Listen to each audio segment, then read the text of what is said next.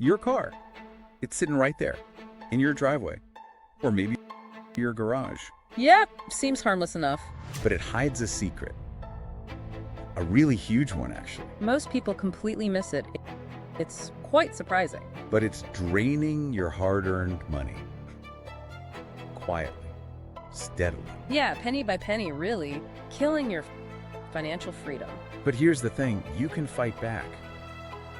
And you absolutely can win this fight. Right, and this isn't just the same old advice you hear everywhere. No, we dug really deep this time into those unseen financial dangers. We looked at expert analysis, market data, real stories. You are going to get practical strategies today, stuff you can actually use. Not predictable tips. This is about truly protecting your money. So are you ready to secure your future? Let's start this deep dive. Exactly. Our mission here is pretty clear. We're pulling out the killer insights. Insights from top financial minds, right? Yeah, financial experts, detailed market reports, and importantly, real-world examples. So this isn't just theory floating around. No, definitely not. We're aiming to cut through all that noise, give you actionable steps. Steps that genuinely protect your financial future. That's the goal.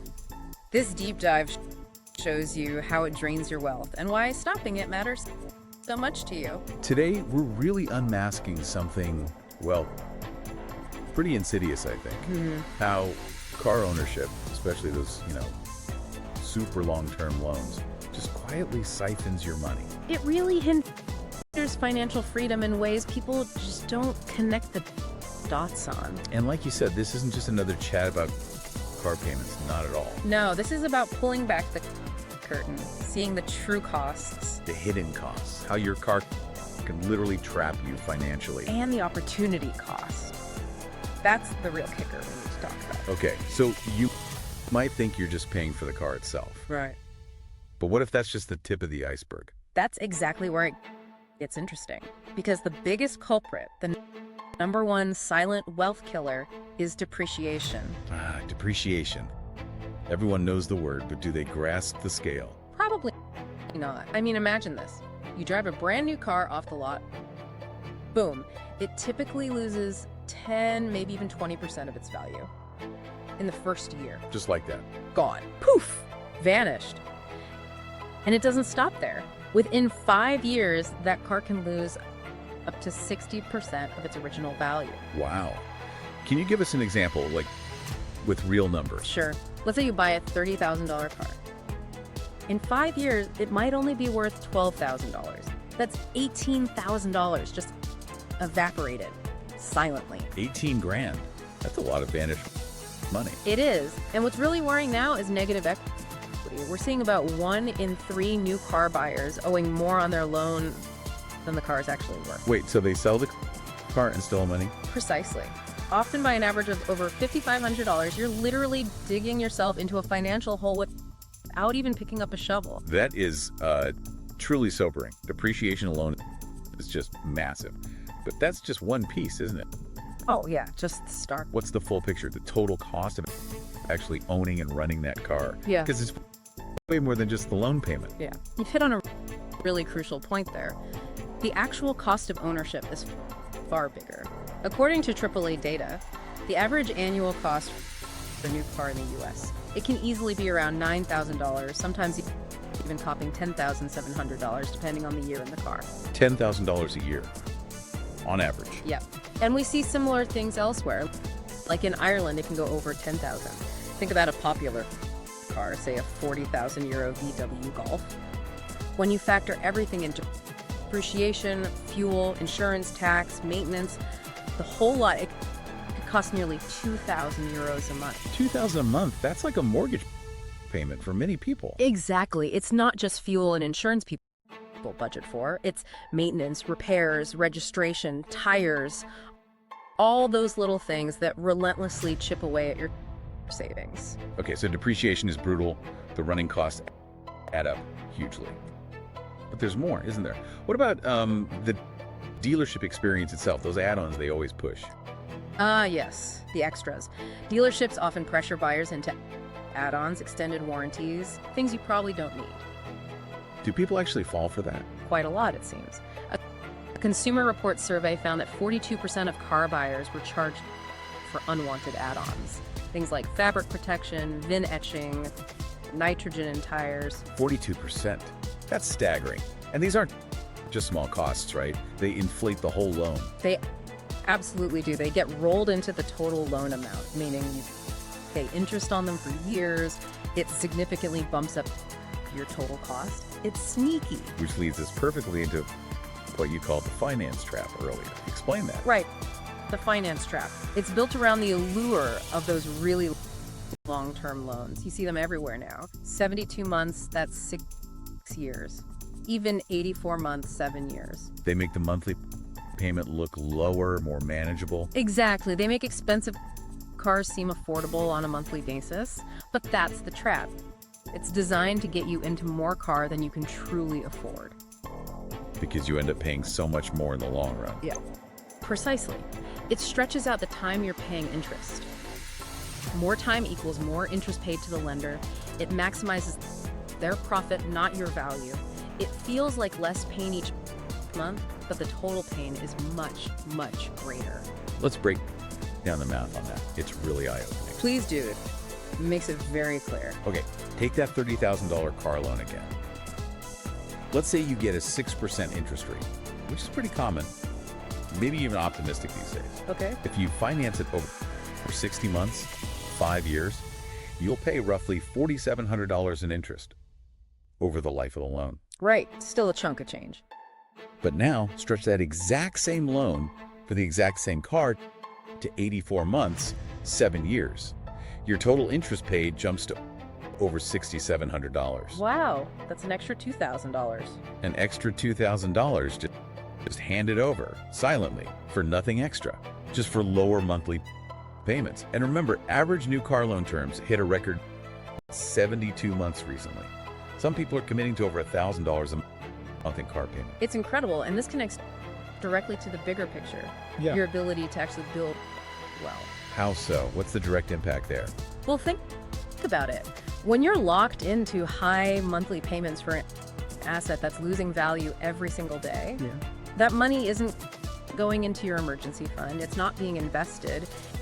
It can't benefit from compound interest, the engine of wealth growth. So the car payment is actively preventing you from saving or investing. Exactly. It traps you financially by diverting funds away from opportunities that would actually build your net worth. Month after month, year after year, it's like a silent leak in your financial bucket, constantly draining potential. So if the numbers are so clear, why do smart people keep falling into this trap? I mentioned my friend Alex earlier, bright guy, but he went for the long loan on the big SUV. It's often not just about logic, is it? Cars tap into something deeper. Emotion. Status. Absolutely. Status, identity, a feeling of progress or success. There's a really powerful emotional pull. Shiny new car smell. Yeah, that can be powerful. It leads to impulsive decisions. Think about this. A JD Power study found that 80% of car buyers visit only one dealership before buying. Only one. Wow. They're not shopping around. Largely no. That emotional connection, the desire to just get it done, maybe some pressure, it means they potentially miss out on much better deals, costing them thousands right from the start. Okay, this brings us to something you mentioned earlier, the opportunity cost. This sounds like where the real aha moment happens. It really is. Opportunity cost is the potential gain you missed out on when you choose one option over another. And with cars, it's massive. So that $9,000 or $10,000 a year average cost we talked about. Right. Imagine if instead of spending that on car-related costs year after year, you invested it. Let's be conservative, say it earns an average of 7% annually in the market. Okay, what happens? Well, if you did that for just 10 years, that money could grow to over $110,000. Or over $110,000, depending on the currency we use. $100,000 in 10 years, just from redirecting car costs. And it gets better. Keep doing it for 25 years. You could be looking at $500,000. 500,000. €500,000 or dollars? And if you stick with it for 40 years, say over a typical working lifetime, That same amount, invested consistently, could grow to potentially $1.2 million or $1.2 million. 1.2 million, that's not just car money anymore, is it? Not even close. That's a house down payment. That's a comfortable retirement. That's potentially retiring years earlier than you thought possible. It puts it in stark perspective. I saw another example. Investing just $700 a year less than the average new car payment these days from 2015 to 2023 in the S&P 500 index fund would have turned into roughly $14,000. Exactly. Even smaller amounts consistently invested instead of spent on a depreciating asset make a huge difference over time thanks to compounding. So the real question becomes, would you rather drive a brand new car every few years, constantly cycling through payments and depreciation, or would you rather achieve genuine financial independence maybe 5 or 10 years sooner? financial freedom is the real flex, not the car. That's the bottom line. The numbers make the choice pretty stark. It's about making an intentional choice about what truly matters to you. Okay, so we've painted a pretty stark, maybe even slightly scary picture of the costs. But the good news is, this isn't hopeless. Not at all. There are clear, practical steps you can take. This is where we get really practical. We're not just identifying the problem. We want to give you tangible, maybe even unique strategies to fight back. Where do we start? What's actually step number one? The single most impactful thing you can do is this. Buy a used car outright with cash if possible, or finance a used one very smartly. Used, not new. Why specifically? Because you avoid the steepest depreciation hit. That massive drop in the first year or two. Let someone else pay for that. The sweet spot is often a car that's about 3 to 5 years old, maybe with 30,000 to 40,000 miles. Okay, 3 to 5 years old. What's the benefit there? Well, like we said, new cars can lose 20-30% in year one. But after that initial plunge, the depreciation curve flattens out considerably. A 3-year-old car might only depreciate around 10% annually after that. Consumer Reports estimates buying 2-3 years used can save you 30-40% compared to buying new. And are they still reliable? People worry about used cars breaking down. Modern cars are built much better than they used to be. A well-maintained 3-5-year-old car is often very reliable and can last for many, many more years and miles. You get huge savings for minimal extra risk if you choose wisely. Okay, that makes a ton of sense. Let someone else take the biggest financial hit. But even with used cars, people can still overspend, right? Yeah. How do you make sure you don't buy too much cars, even used? This is critical. You need a firm guideline. We recommend the 2038 rule. It's simple but powerful. 2038. Break that down for us. Okay. 20% down payment minimum. This gives you immediate equity and reduces your loan amount, helping you avoid that negative equity trap. 20% down. Got it. What's the 3? 3-year maximum loan term. Yes, the payments might be higher than a 5 or 7-year loan, but you'll pay significantly less interest overall and be debt-free much faster. 3 years max. Okay. And the 8? Your total monthly car expenses, that means loan payment, fuel, insurance, estimated maintenance, should not exceed 8% of your gross monthly income.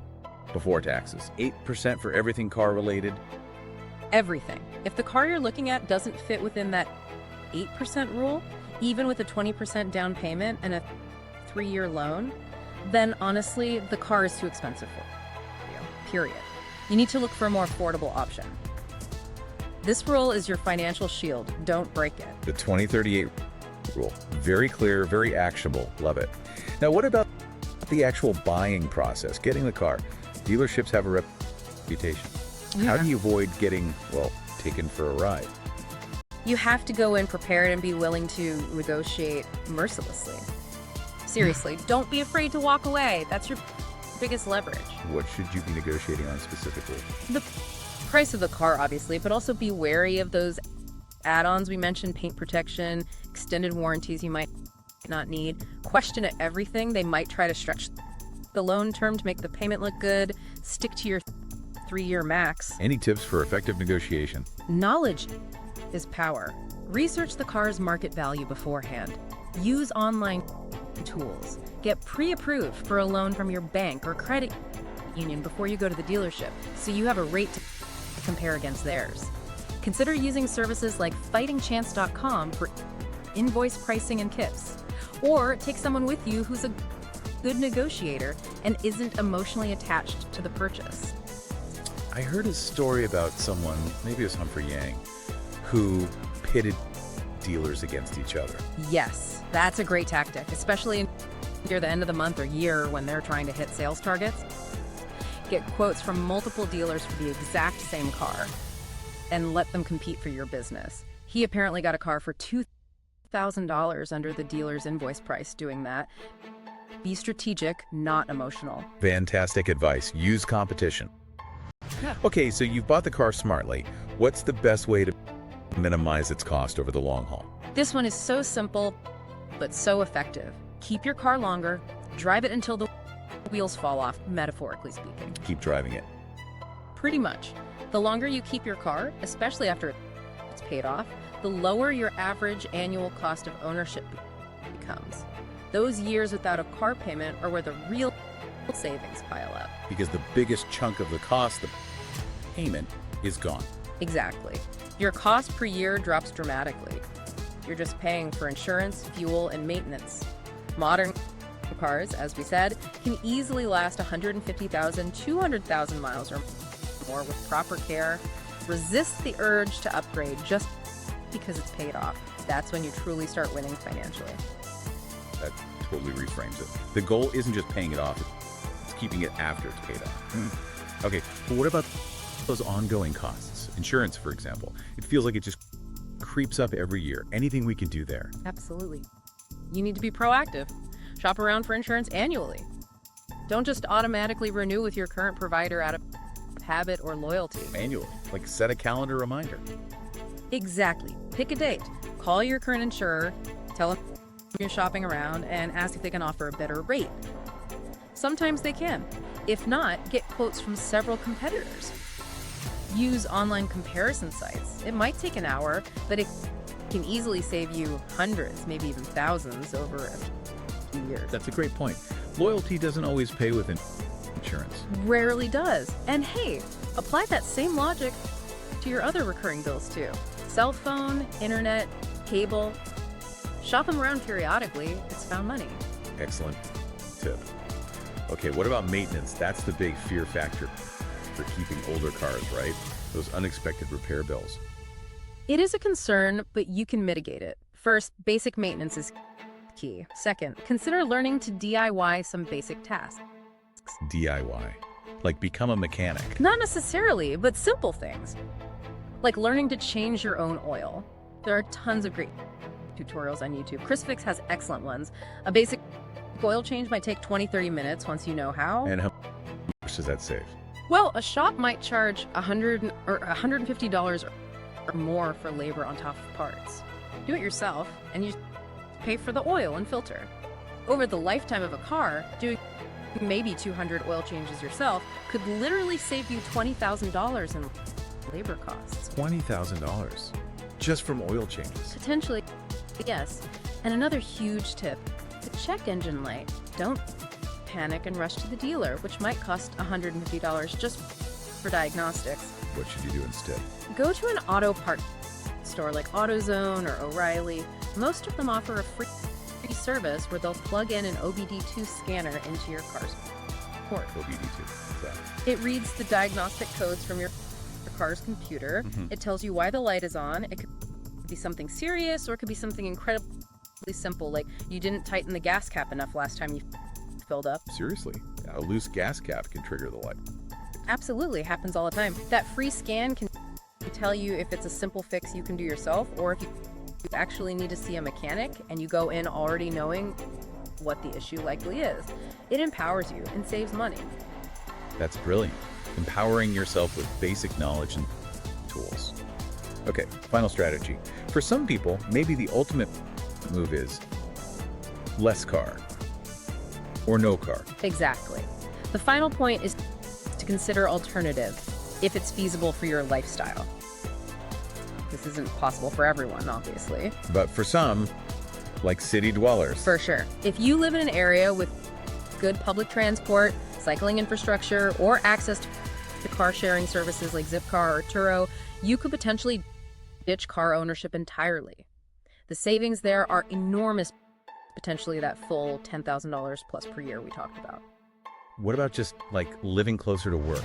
That's another angle. Even if your rent or mortgage is slightly higher or closer to work, you might save more than that difference by drastically cutting down on commuting costs, fuel, wear and tear, depreciation from miles driven, and just the time spent commuting. So it's about looking at the total financial picture, not just the rent number. Precisely. It's the ultimate way to leverage opportunity cost. Minimizing or eliminating that massive car expense frees up huge amounts of money for saving, investing, or other life goals. It requires a strategic look at all your costs and priorities. So wrapping this all up, what does this really mean for you, our listener? Yeah. It means you have the power. You can absolutely steer clear of this car loan trap. You can make financial choices using these strategies that lead to a much brighter, definitely more secure financial future. It's about seeing your car for what it is. A tool or a trap. Exactly. Is it a tool that serves your life needs? Or is it a trap that's keeping you from achieving your bigger financial goals? Yeah. The choice, armed with this knowledge, is genuinely yours to make now. And maybe a final thought to leave people with. If we connect this back to that bigger picture, just imagine for a moment. Imagine what you could truly build, what your life could look like if every single dollar that's currently tied up in car payments, depreciation, and all those hidden costs was instead actively working for your future. Growing, compounding. What might your life look like 5 years from now, 10 years, 40 years? If your car shifted from being this silent liability into just a tool, freeing up resources for what really matters. Think about that potential. Think about that freedom.